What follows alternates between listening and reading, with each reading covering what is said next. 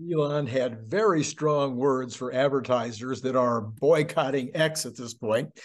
And but Tesla's still up in the after hours, so I guess nobody was particularly impacted, at least yet. So bond yields headed lower all day today and continuing to be soft in the after hours.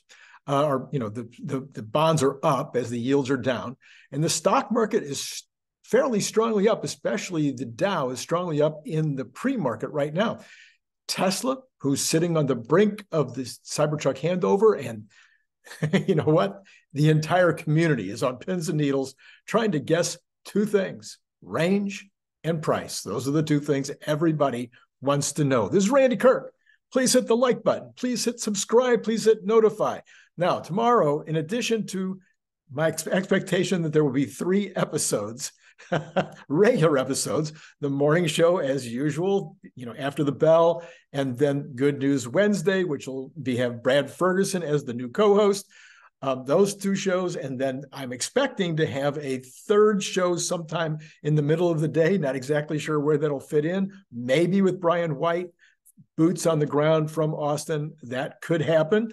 But then I'm also going to be hooking up with Herbert Ong, and on his show, and he's going to live stream. We're going to start that show at about 11 o'clock, probably be a little after 11 California time, an hour before the beginning of the actual event, although the event will probably be 20 minutes late as usual. Anyway, so we're going to be talking about the event before the event, then we'll continue on through the event. Don't know how long after the event. Anyway, that is what I'm going to be doing. And that might also be simultaneously streamed on my channel, live streamed on my channel. I've never done a live stream before, so who knows how that's going to work out. But anyway, all that is taking place tomorrow. It should be an exciting day. Hit notify if you want to make sure that you're hearing about all these things. And then, of course, I would love to have you join Patreon. Quite a few folks joining Patreon this week. Thank you very much. And get your Cybertruck bottle opener and magnet. I mean, it is Cybertruck week. Tomorrow is Cybertruck day. What a better time than right now. All the information will be below in the description, and I'll talk about it at the end, of course. All right, let's see here. So Elon says that the boycott could, I think she says would, but anyway, whether it could or would, kill X. But he also said that if the advertisers think that they're going to blackmail him into not providing the kind of free marketplace of ideas that he envisions, they can go F themselves. He didn't say F. He said, yeah, he was straight up in this show that he was doing, some kind of a book thing that he was being interviewed on. Anyway, didn't go into the details on that. And I haven't watched the whole interview. I want to watch that later out. If there's anything else important, I'll report on that in the morning. Now, I've been in sales my entire life. I think I've told some of you that I've been selling since I was 6 years old, when I started selling greeting cards door to door for my grandmother, great-grandmother, actually. I've never seen this sales technique. This is a new one, where you tell your 7 or 8, 9, 10 largest folks that are providing you with an income, hey, whatever. But this could be a completely new thing for the business schools of the future. He's putting down a line of demarcation, and he's saying, look, you can't run my business. Either your product sells on my site, and it sells at enough of a rate where you're getting a good return on investment. If you're getting a good return on investment compared to other places that you can advertise, then you're going to come and you're going to advertise here. If you're going to choose not to advertise here, to your own, it's not benefiting you to say, oh, we're not going to advertise there anymore because we don't like your position on things, or because we don't like the way you're running the business. You're going to do this to your own detriment. So it's not exactly the way that I would approach a client, but it's the way he's approaching them. We'll see how all that works out. Anyway, another thing, it'd be fun to watch this as it goes to its natural conclusion, whichever way that goes. And Linda Yaccarino certainly has put herself in an unusual place, being the president of that company. I wonder if she and Elon talk about his approach. Anyway, All right. Very little talked about today among the community, about Tesla. Almost nothing was talked about other than the price. Not sure. I'm sure, except range. I got that backwards. Most of the conversation about range. I'm not sure people care about the price as much. I think there's some fluidity in what people are willing to pay for the vehicle, especially the first 100,000 or so. I know that's true for us, but everyone feels that due to the towing, potentially cutting into the range by a lot in some cases, depending on how much you're towing, the vehicle needs to have high 300 range, 340, 370, 380, in order to make sense for a lot of folks who think they're going to tow very much. Now, there's a whole bunch of folks like us. We're never going to use that thing for towing ever. So it doesn't really matter. But the towing thing is important to some, and some are saying that they think there could be a big sell-off tomorrow if the range is below expectations. Well, there could be a big sell-off if lots of things don't meet expectations. I did a whole show on that earlier today. I'll put a card up on that because nobody watched it, and it was a really good show. I don't know what you were thinking, but it was a really good show. Anyway, so there's going to be most people are saying they think that only the dual motor is going to be offered initially. Most people are talking about that pricing as being 59 to 69, and that the tri-motor won't even be offered. But if it is, it will be 79 to 89. Those are big ranges. I don't know. I'm not making a guess on this because it would be like throwing a dart. We'll see what happens in not that many hours from now. Consumer Reports is out again. Shilling, that's right, they're shilling for the legacy auto industry. They found that BEVs were less reliable as a group, and that Tesla specifically was kind of in the middle on their reliability. But funny enough, they found that hybrids were very reliable. I haven't trusted anything that Consumer Reports has said for 50 years. So I didn't even bother to dig into this nonsensical new article. I may have said before on this channel, I was in the padlock business. My very first thing that I ever did was be in the padlock business. We were selling by far the strongest padlock that you could buy at the time. It's called the Discus. You see them all the time now, the round lock. Well, I introduced that lock into the United States. And we knew it was the best lock out there. When they did the analysis of padlocks, when Consumer Reports did the analysis of padlocks, the reporting on everything from the way you case harden to the way pin tumblers work, they completely missed it. So I can't trust them after that. It wasn't a matter of not doing right by my product either. It was just everything about the report was nonsense. And any locksmith could have told them that it was nonsense. Okay. Bill, now this is the most important part of this show today. I want you to listen carefully. We talk a lot about bonds on this show. 10 years ago, 20 years ago, 30 years ago, bonds were not controlling like they are right now. But this is very important. Bill Ackman sold his bond short position right at the bottom when yields were about 5.0.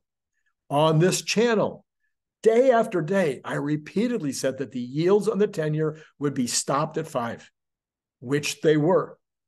Now, I've called 4.25 as a spot where there might be some resistance, although that resistance will be light and it will continue. The yields will continue down. Today, the market was only a fraction away at 4.255 before the profit taking came in, but it still ended regular trading at 4.271. Ackman is now long and expecting much more downside, as am I. He thinks we're going to 3.0. I think that'll take a little longer. I'm calling 3.25 for the 2024. Now, there's an awful lot of other folks that are now talking about 125 basis points cuts from the Fed in 2024, not just 100 basis points. And as you know, Ackman is, I think I reported this morning that the cuts could come as early as March. That's what Ackman is expecting, maybe even earlier than that. Well, the debate rages everywhere.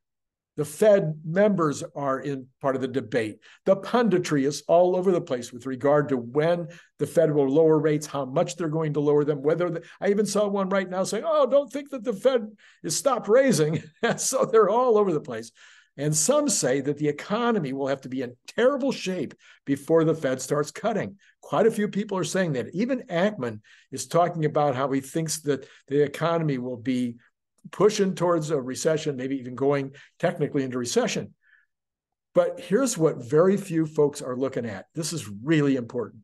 The Fed was right 2 years ago when they said the inflation was transitory. Let me say that again. They were right. The inflation was transitory. The transition back to no inflation. Remember, it was only 3 years ago, 2.5 years ago, that the Fed was begging inflation to get back to 2%. They were doing everything they know how to do to get inflation up to 2%. Well, it's not going to stop when it gets to 2%. The transition to no inflation is happening right now. And when it drops below 2% and heads for deflation, the Fed won't have any choice other than to cut. Doesn't matter what's happening in the economy. The economy can be strong. The economy can be neutral. The economy can be weak. It could be a recession. But if the deflation is starting to go way below 2% and going down into the negatives, they're going to have to cut the rates. Because at that point, treasuries will be trading at 3% on the 10-year. So credit will be cheap because the other bonds will follow that. The mortgages will come down. Corporate bonds will come down. But the remaining credit question out there, which Larry and I keep pounding on, is whether credit will be plentiful. The government, the Treasury, the government is pumping money into the system by all the spending that they're doing. And then the Fed has their foot on the brake while the government's got their foot on the accelerator, and the money supply is dropping rapidly, but the velocity is being held up by all this government spending. So anyway, that's where I think the bonds are going. You can decide what you think, and this is not investment advice. It is only an analysis that might help you to add one more thing to how you analyze where things are headed. But I was wrong today when I said that Tesla and the market would end higher today. The profit taking come in much stronger than I expected. And I guess we got all the FOMO that we were going to get yesterday, just one day of FOMO. Although the Tesla was up nicely in the beginning, but then the profit taking came in and just collapsed everything. If you take a look and you go back and you look, you'll see that Tesla followed the NASDAQ around all day today. NASDAQ was up early, then it went south, went into red, tried to come back, didn't quite make it back into the green. So I'm expecting a huge move tomorrow if the PCE is equal to or better than expectations. Tesla will be subject to the event. Yes, the PCE can matter to Tesla in the morning too if bonds continue to drop tomorrow below 4.25 because the PCE print comes in better than expected, then Tesla will benefit from that. I think that they will get a little kick. But then the event happens during the market. Some people said today, do you think Elon Musk is going to have this event during the market hours if he doesn't think it's going to be a positive for the stock? I don't know. I'm not sure Elon pays a lot of attention to that. Anyway, it's going to be an interesting day tomorrow. That much I can tell you. So much going on tomorrow. The OPEC decision as to whether to further cut production. The market doesn't seem to be expecting any impact from that. Oil is still trading in the lower part of its recent range. The PCE comes out pre-market. I'll do a deep dive into that. I'll be studying that like crazy. And just before I come on in the morning and do that show, I'll let you know what I think, what the impact is going to be on the market. And then on top of that, of course, we have the Cybertruck handover. So keep this channel handy all day tomorrow. Remember, I'm doing that live stream starting somewhere around 11, probably it'll be after 11. And then I'll give you updates on that to the extent that I have more information tomorrow morning. But if you just hit subscribe and notify, then you'll get an email that'll be keeping you informed about what is going on. Let's take a look at what is going on right now in the pre-market. Let's start with Tesla. Tesla is up 18%. I'm sorry, 18%. That's fooled you. 0.18. Actually, that's kind of where it's been the entire pre-market so far. And now let's go take a look at the bonds and other things. We have got the bonds sitting down 1 point. All right, so we're back under 2.6 again at 2.59. So that is indicating that the bond folks must believe that the PCE print is going to be good tomorrow. And then again, I could imagine this going down even more if the print is very much better than expected. And then the 2-month is flat at 5.4. We've got the 2-year is also flat at 4.649, which is about where it's been. It's a little bit, just a little teeny bit tighter on the inversion than it was. We also want to take a look here at the Dow, the futures here. We've got the NASDAQ is up 21 points, 0.13%. We've got the S&P up 2.75, up 0.06%. And then we've got the Dow up 0.24%, $86. But it was higher than that earlier. So that's interesting. Okay. We have got Bitcoin still sitting around 37.8, kind of been in that trading range for a while now, even though it goes up and down a lot of dollars on a day. We have got the dollar about the same, rallied a little today. Gold is 2,045, so very much at the upper end, past it. I think it's a recent high, and I'm pretty sure it's a recent high. And then we've got oil down 16 cents at 77.70. Again, that's pretty much where it's been, so no real difference there. And then popping back to Tesla one more time, same place. Okay, so what I want to say before you go is, do you get something out of the show? Was any of what I just said helpful? Was there something useful? Was it amusing at least? Was it a good way to pass the time of day? Was it better than the sitcoms on CBS and NBC? If any of those things apply, is it worth $5 a month for you to just kind of help out? A tip, a thank you, a little bit of help for the production, or maybe $10. If you come in at the $5 level, you get one of the audiobooks. If you come in at the $10 level, you can get 2 of the audiobooks for free. They're worth about $15 a piece, somewhere in that range, 12 to 18, somewhere around there. I don't set those prices. I don't really pay attention to what they are. But if you're into audiobooks and you haven't read those books yet, I think you'd find them valuable. I think you'd find them extremely useful. Okay, and then you can get this at the $10 level instead of the books, not both. You get one or the other, the Cybertruck bottle opener, or you get the 2 books at the $10 level. So I'm just encouraging you to think about it. Go on down below in the description and you'll see a link. You hit the link. It's very simple to sign up. You can do a 7-day trial if you want. Now, if you do the 7-day trial, you got to wait 7 days before you get this, before I ship it, okay? Because you have to wait until you actually pay before I can ship it. If you just go in and sign up without the 7-day trial, then it's immediately available to you. And then if you're just like, no, Randy, sorry, I don't want to help support the channel, not going to give you a tip. It ain't that good, man. Then in that case, you can buy these 25 bucks for 1, 45 bucks for 2, 65 bucks for 3, worth every penny of it. And if you want more than that, look in the description below for that information, and then send your money to paypal.me / Randy, not 2, just 1, Randy Kirk, all in lowercase letters. That information is also in the description.